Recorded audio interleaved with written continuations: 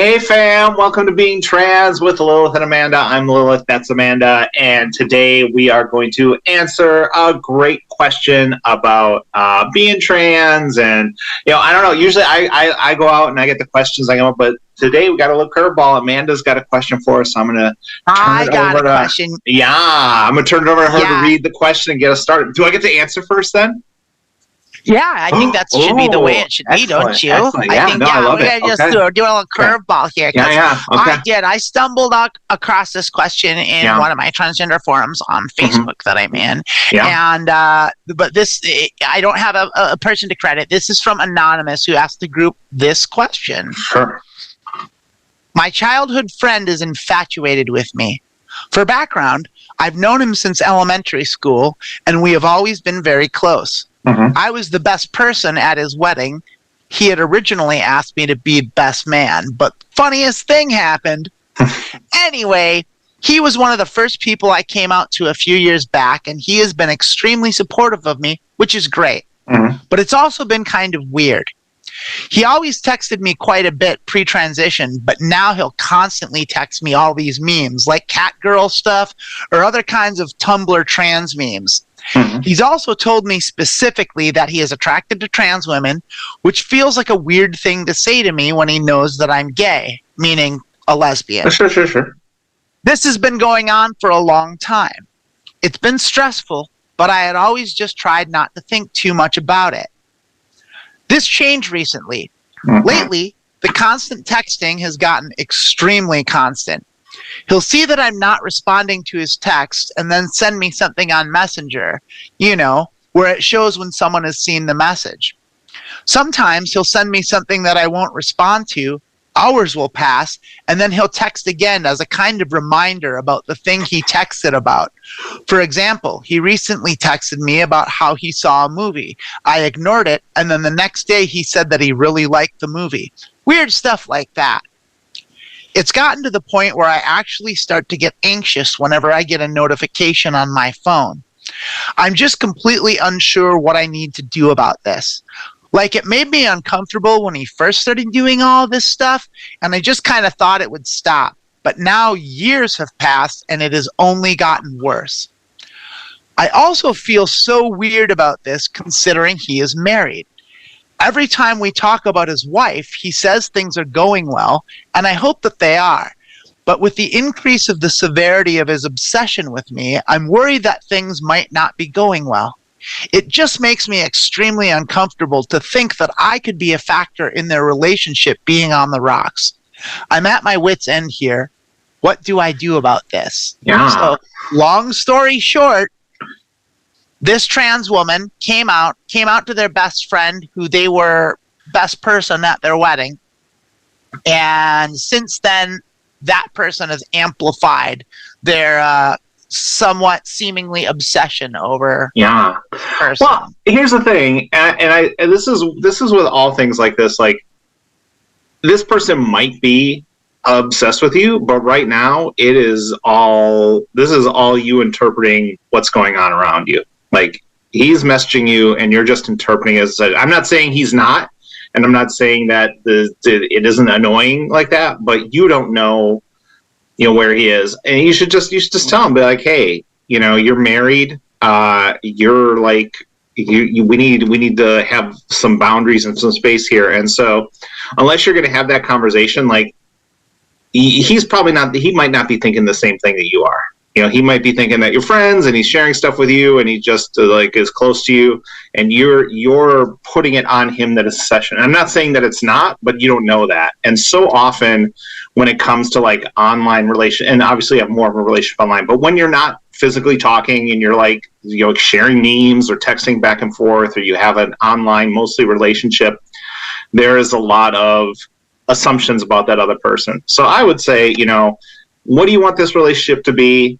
And then set up a time to have that conversation, or set up a text. You don't have to meet the person one-on-one, but if they're still married, obviously, that could be an issue as well, but that's their issue. But, for me, it's always like, if I feel something is going like that, I would just confront them about that and be like, look, I'm not on call for you. You're clearly we're best friends though. you know, like That's ask you it. to be, like he might just be that we're best friends. And you know, it is weird when people say they're attracted to trans people specifically. For me, other people, maybe it is. Like for me, I'm just attracted to people, and it doesn't like their gender and their genitals, and none of that matters. I'm just like attracted to cool people who I vibe with. So Right. you know, I think you have to start with the fact that you guys were best friends and still are best friends. And if you have like these suspicions about it, then you should come up with a way to have that conversation politely, but also realize like you're assuming a lot of things about his intentions that might not even be there. I agree with that pretty much. And that's the thing about this one, which is why I wanted to bring it up, because there's a lot going on here. And first of all, it's a really long question with a lot of detail, which is good. It's good that we got all that detail, but like, so out of the gates, I think that normally I would agree with you, and I think your solution is correct, as in the sense of like, I think the best way to resolve this is to directly confront them about this stuff and let them know how it's making you feel. But the thing is so like, once again, really sticky, because there's a lot of innuendo here and a lot of assumption being made, but that assumption's not coming from nowhere. Like, and some of the key factors here that kind of like tip the scales a little bit towards the kind of stocky stuff is the mention that, oh, hey, by the way, I'm really attracted to trans women. It's like that's fucking creepy. That just is. Like, it is. And then also, like, the ramping up. Like, so this has been happening for a while, and then now it's like, okay, now it's ramped up. And so it's even more because it's been a while. And if it's been going on for years and it's only escalated, like, that's, you know, like that could be misconstrued. But that's the thing is, like, I mean, there's trans women in general, and I think trans women especially, have a bit of a spider sense when it comes to this sort of thing, and our sense of danger is a little bit heightened sometimes, and maybe overly so, just because of paranoia and fear of like how we're generally treated. But I don't think it's always off base. So I think there's a lot of validity here. Like, I think there's a lot of just cause to be concerned. However, I still think it's assumption based, and that the solution for this, or at least the next step, is to directly address it with this person. Because, like you said, a lot of it could be misinterpretation because it's over text, and it could be paranoia, and you want to give your alleged best friend the benefit of the doubt. What I'd like to add to that is, whatever the fuck happens with his marriage is none of your concern. It's not your fault. Like, that not your fault, not your concern. That's something you should take right out of the equation, because if this dude like blows up his marriage because he's obsessed with you, or for any reason, that is not your fault. Like, and you're clearly not acting on this, and you're clearly not leading him on in some sort of sense. In fact, I mean, you imply strongly that you've made it clear that you're not interested, but maybe you haven't. Like, that's the other thing, is like, you don't say definitively that you've been like, hey, bud, I'm not into dudes. Like, you know, and like, that's a fine stance to take too. I mean, if you want to avoid the awkwardness of accusing your friend of being stalky, just like, hey, you're gonna deny it anyway. Hey, I've noticed like you've been messaging me a lot, and you said that you're like into trans girls. I just want to let you know, like, that's cool and all, but I am only into other women. I'm not into guys, and you know, I still think we're best friends, but I just want to be upfront about that. And I might be overreacting. I might be reading too much into this. I just want you to know that you're my best friend, but I'm not interested in any other kind of relationship with you, if that's what you were thinking was going to happen. And I think there is like kind of a passive aggressive, hyper diplomatic way to dance around doing that, and or at least as an initial step from this point, which is to like just every fucking chance you get kind of bring up how much you're not interested in men without saying specifically to him. Like if you can like just fucking emphasize your dykeness and your commitment to being a lesbian, like that. Yeah, what movie work? What movie did he go see? Just talk about the lead actress in that movie and be like, yeah, oh, she's hot. See, that's the thing is like it's like you'd have to go a little harder because you just have to be upfront about it. Because like you have to be upfront about it. That's the thing is even that's not a viable alternative. You have to have this conversation, especially since whether it's real or perceived, it's making you uncomfortable. Yeah. And if you're uncomfortable, like you can't let that dog lie. You have to address that issue because this is the kind of thing where if you don't nip it in the bud, it gets worse and it leads to all sorts of like it's a rabbit hole of bad feelings. Sure. And if you're wrong, then that could lead to a really bad place and you could make all these bad assumptions and that's just the path is so dark if you go the assumptive route and you don't address this. Like and bad news, no matter how you address it, you're going to be cast in an unfavorable light. Like he's almost certainly going to deny it, whether he's guilty of it or not. But you'll at least be able to figure it out from there, like whether or not, because he's not going to give you if he is guilty of these things, he's not going to give you a straight answer. He's gonna play it off and be like, oh, what are you talking about? I'm not. Well, I'll say all the things that Amanda's saying right now. You don't know that that's going to happen. You just be honest with him, except you do. And you don't. You don't. That's people that do stuff like this don't cop to it. That's how you get into trouble. You start like, I'm going to say this, and then they're going to say this, and like you're just going to say what you say, and then whatever happens, and you're going to deal with that. So that's what you have to do. Don't let thinking what they might respond stop you from telling them the truth. And you still want to be friends with them, and that's fine. You just like aren't interested in them romantically, especially since they are married. Yeah. You know, and just put that on the table. Like I just feel like our relationship's changed. It kind of weirded me out when you mentioned you were into trans women. I'm not super creepy. I'm not saying like just don't tell people that. Don't even make it about you. It's just like trans women don't like to hear that. You know, it's like that's weird.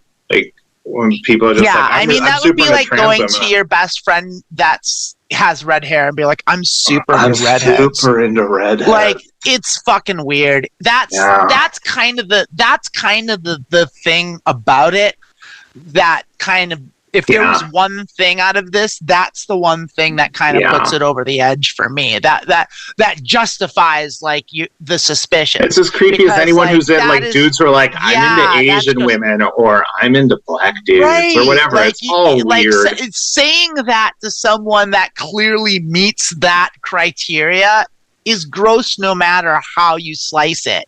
Like no matter what that criteria is, like it doesn't matter. It's like it's gross. It's like and it's such an indicator of that too. And it's an immature shitty move that almost certainly they are attracted to you if they say that. I would say, your perfect opportunity is back when he said he was into trans girls, and you could have said something like, "Oh well, if I have any trans friends who are into married dudes, I'll let them know that you're looking." You can't talk about what you would have done. Every trans person's life is what we would have done. Fair. We gotta talk about what they should do. Honestly, though, that's the kind of conversation that he's gonna bring it up again. Well, I don't know if you heard me. I don't know if you heard me 6 months ago, but I'm super into trans women. I mean, they might he might be bringing it up on a regular anyway, but like this is one of those things where there's no way it's not gonna feel shitty, and despite and this is where I disagree with you, Lilith, is like I don't think there's any way this dude's gonna cop to it, because people that are guilty, like if you're mistaken and he doesn't feel that way and that's not what's going on, then he's not going to lie and admit that he's doing it. He's going to come across. I'm not saying like he's going to be like, I'm sorry if I made you uncomfortable, blah blah blah blah blah. I'll stop doing that, but that's not where it was going. I know, but however, if he is guilty of it, he's also not going to cop to it, because people that do shit like this never fess up. They always leave themselves an escape hatch. And that's the whole gaslighting thing. Like people that do shit like this,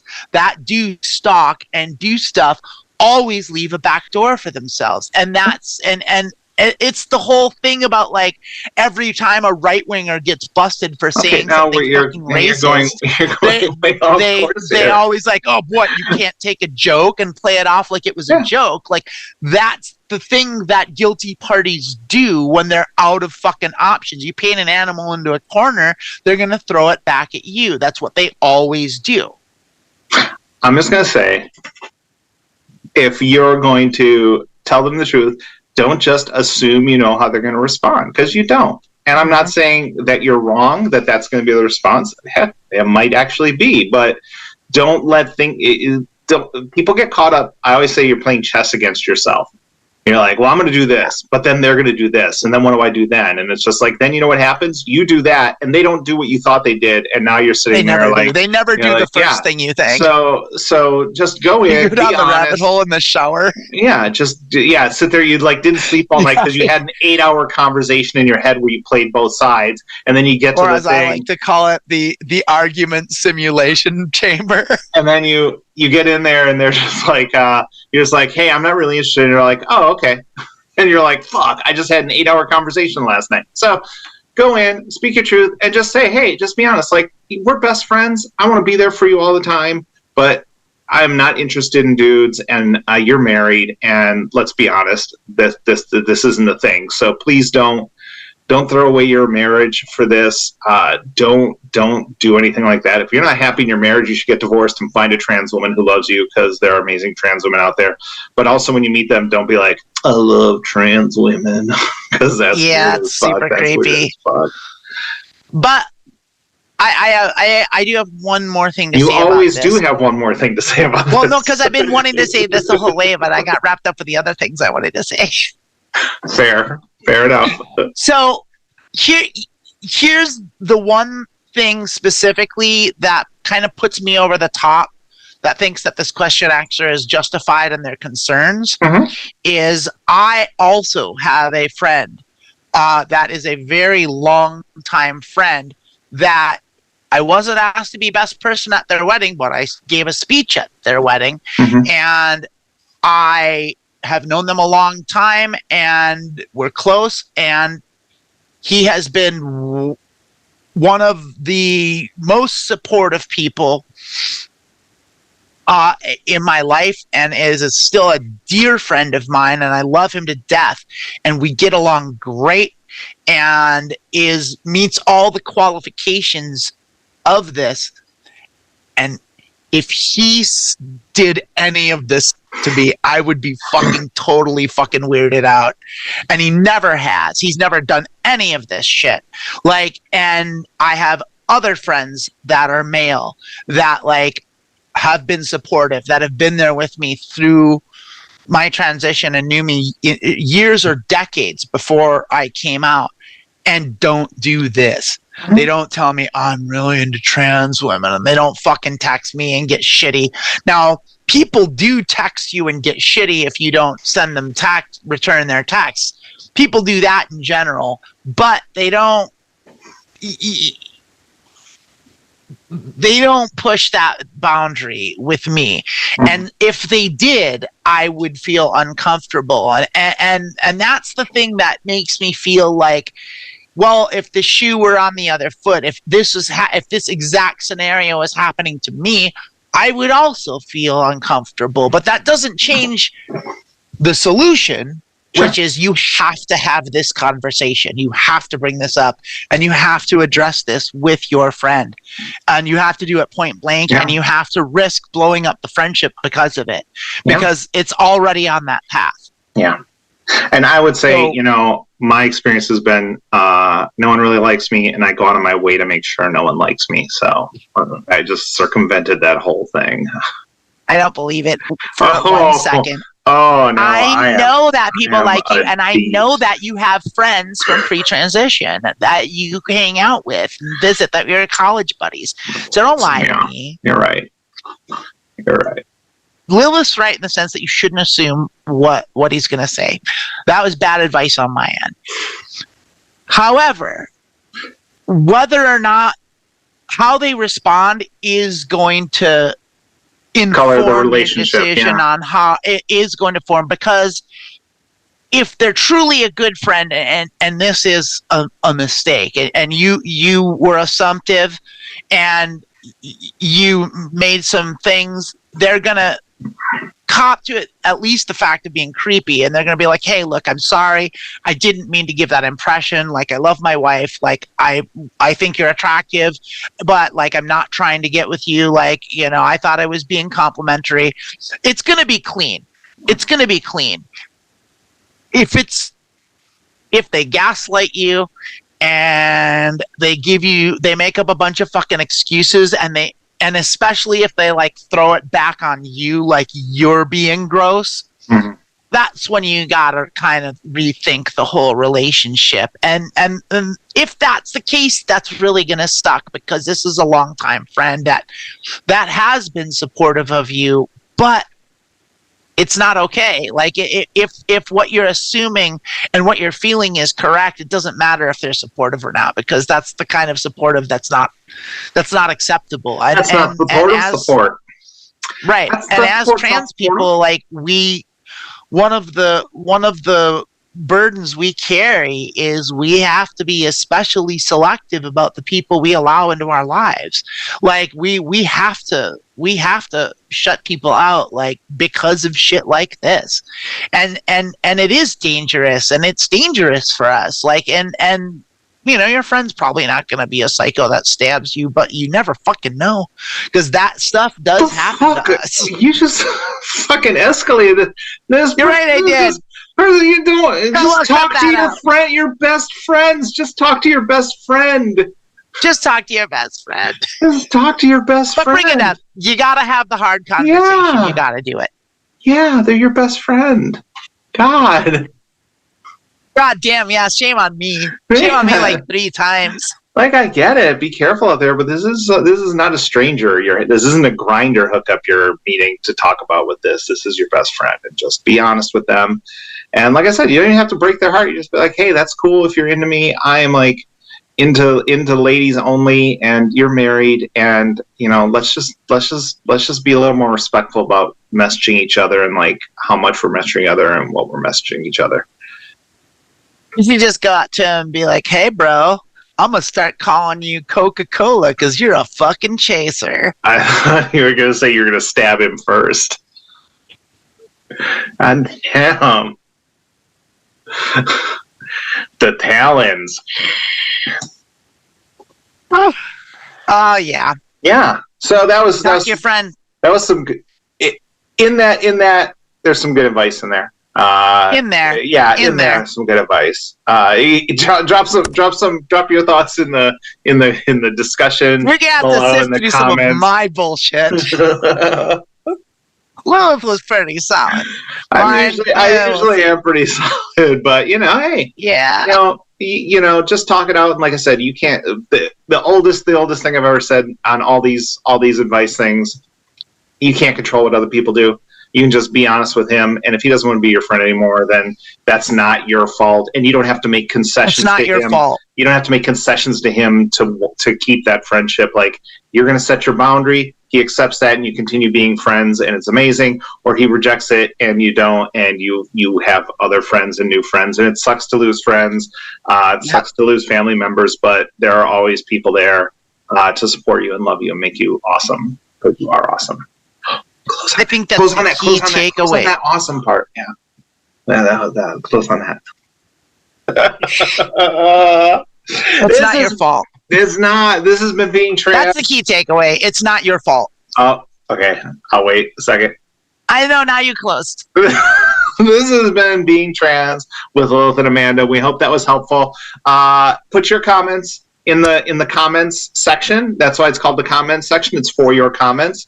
We'd love to hear from you. If you have questions, put them in the comments section as well, and we'll answer your questions on a future thing, and then someone else will be able to comment them on a future comment section.